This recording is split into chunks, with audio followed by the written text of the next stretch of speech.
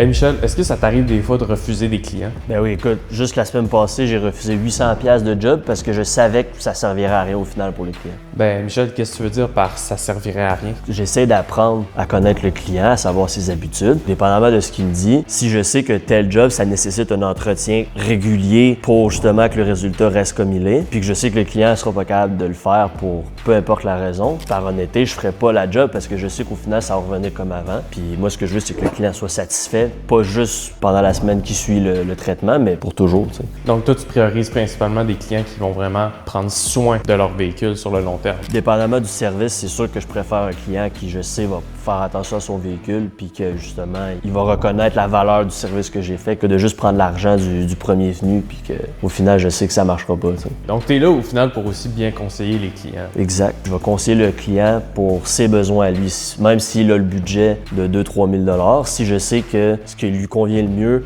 ça vaut entre 200-300 ou 500 $, peu importe, ben je vais lui conseiller ça au prix de perdre de l'argent, entre guillemets. Mais au moins, je sais qu'il va apprécier mon honnêteté, puis au final, il va toujours revenir me voir après. C'est sûr, s'il y a un client qui me dit qu'il entrepose son véhicule dans un garage chauffé puis qu'il prend soin de son véhicule, ben ça, c'est parfait pour moi. J'aime mieux être 100% transparent avec mes clients au lieu de les faire dépenser pour rien.